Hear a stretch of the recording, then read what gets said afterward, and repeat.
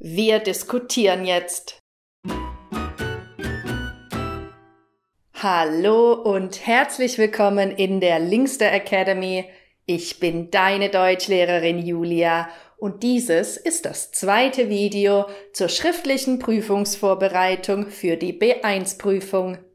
Beim letzten Mal haben wir über Prüfungsaufgaben gesprochen, in denen du eine Nachricht bzw. eine E-Mail an jemanden schreiben sollst. Du kannst dir das Video hier anschauen. Heute geht es darum, wie man einen Forumsbeitrag schreibt und auf einen Kommentar reagiert. Ich zeige dir, wie du das perfekt machen kannst. In dieser Aufgabe musst du deine eigene Meinung äußern und kannst dafür super die Redemittel üben. Apropos Redemittel, es gibt zu dieser neuen Videoserie über die Prüfungsvorbereitung einen Haufen kostenloser Materialien, die ich für dich erstellt habe. Du kannst sie dir über den Link unter diesem Video herunterladen. Aber zurück zur Aufgabe. Du hast hierfür ca. 25 Minuten Zeit. Schauen wir sie uns mal an. Bist du bereit? Dann geht's jetzt endlich los. Sie haben im Fernsehen eine Diskussionssendung zum Thema persönliche Kontakte und Internet gesehen. Im Online-Gästebuch der Sendung finden Sie folgende Meinung. Ich finde es schlimm, dass persönliche Treffen immer seltener werden. Freunde wohnen oft sehr weit auseinander und da ist man dann schon froh über das Internet. Aber Kontakte im Internet können doch persönliche Treffen nicht ersetzen. Schreiben Sie nun Ihre Meinung zum Thema. Circa 80 Wörter. Überlege kurz, welche Meinung du zu diesem Thema hast und schreibe dir ein paar Stichworte auf. Das Notieren deiner Gedanken ist extrem wichtig, denn so bereitest du dich optimal vor und kannst eine Idee nach der anderen aufschreiben und dir die volle Punktzahl holen. Bei dieser Aufgabe ist nicht wichtig, was deine Meinung dazu ist, sondern wie du sie ausdrückst. Du sollst, wie gesagt, ungefähr 80 Wörter schreiben. Also, wie können wir anfangen? Wenn du möchtest, kannst du Tanja oder die anderen im Forum persönlich ansprechen.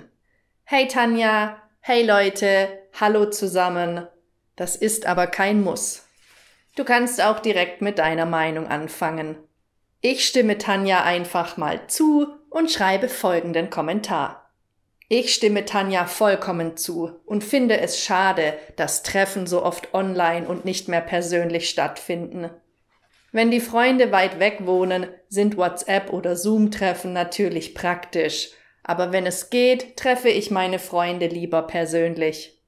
Meiner Meinung nach ist es viel schöner, zusammen einen Kaffee zu trinken oder ins Kino zu gehen.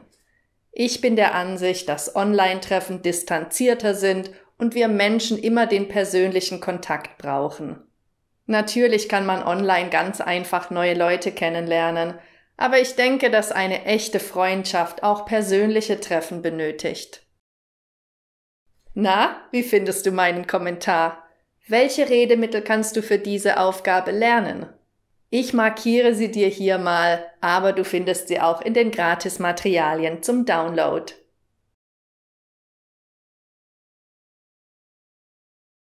Achte bei all diesen Redemitteln immer auf die richtige Position der Verben. Das ist für viele Deutschlerner vor allem nach meiner Meinung nach schwierig. Und wo ich auch immer Fehler sehe, ist ein Komma danach. Da steht im Deutschen aber kein Komma, so wie im Englischen. Wenn du deinen Satz mit meiner Meinung nach anfängst, steht danach das Verb auf Position 2. Ich gebe dir noch ein paar Beispiele. Meiner Meinung nach sind Online-Treffen nicht so lustig wie persönliche Treffen. Siehst du? Kein Komma. Meiner Meinung nach braucht jeder Mensch Freunde, die er im Alltag persönlich treffen kann. Meiner Meinung nach können Online-Kontakte genauso wichtig sein wie Freunde im echten Leben. In dieser Aufgabe kannst du mit komplexen Sätzen und schönen Konjunktionen auch gut zeigen, dass du schon auf dem B1-Niveau bist. Versuch also gerne, zum Beispiel Relativsätze oder Finalsätze zu formulieren. Was ist das nochmal? Hier ein Relativsatz. Ein Treffen, das nur online stattfindet, ist viel unpersönlicher. Hier ein Finalsatz mit umzu. Ich bin oft in Internetforen unterwegs, um neue Leute kennenzulernen. Achte auch immer darauf, dass das konjugierte Verb im Nebensatz am Ende steht. Wenn du dich gut auf diese Aufgabe vorbereitest, kennst du viele Redemittel und hast am Ende noch Zeit, deinen Text noch einmal zu lesen und Fehler zu finden. Gibt es Fehler, die du immer wieder machst? Dann notiere sie dir sowie die korrekte Form, damit du das in der Prüfung nicht falsch machst. Es ist sehr wichtig, deinen Text noch einmal Kontrolle zu lesen, denn man findet immer noch den einen oder anderen Fehler. Und wenn dir etwas falsch vorkommt, dann ist es wahrscheinlich auch falsch. Versuche in dem Fall, dich lieber einfach auszudrücken, aber dafür korrekt.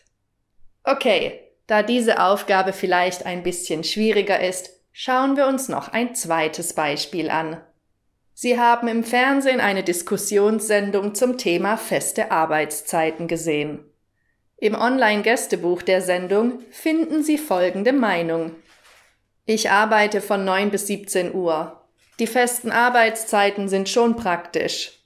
Ich habe einen geregelten Tagesablauf, kann pünktlich das Büro verlassen und bin für Kunden immer zu erreichen. Seitdem ich 2 kleine Kinder habe, wäre ich jedoch gerne flexibler. Schreiben Sie nun Ihre Meinung zum Thema. Circa 80 Wörter. Überlege dir einen Moment, was du über das Thema feste Arbeitszeiten denkst. Du weißt ja, es ist nicht wichtig, was du darüber denkst, sondern wie gut du deine Meinung äußern kannst. Zumindest in der Prüfung. Mach dir wie immer Stichpunkte in der Prüfung, verliere aber nicht zu viel Zeit damit. Notiere dir nur deine wichtigsten Gedanken und Argumente, damit du schnell deinen Text ausformulieren kannst. Du kannst das ganz gut trainieren, am besten mit einer Stoppuhr.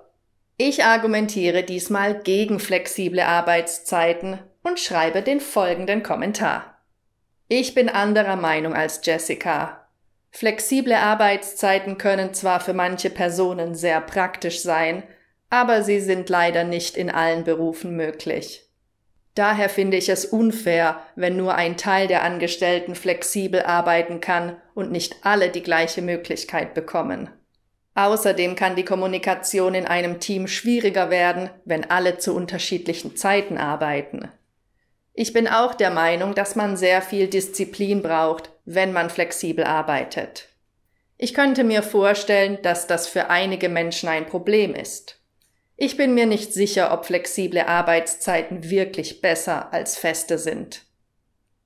Ja, das ist ein weiterer Kommentar. Wie findest du ihn? Gut oder sehr gut?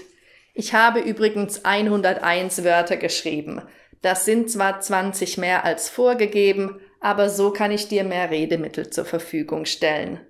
Ich markiere dir hier wieder die wichtigsten Redemittel für einen Forumsbeitrag auf dem Niveau B1.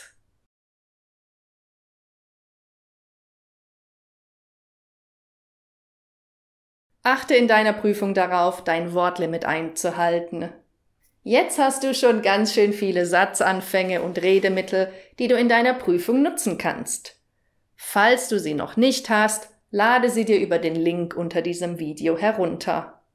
Und das war auch schon die zweite Aufgabe der B1-Prüfung vom Goethe-Institut.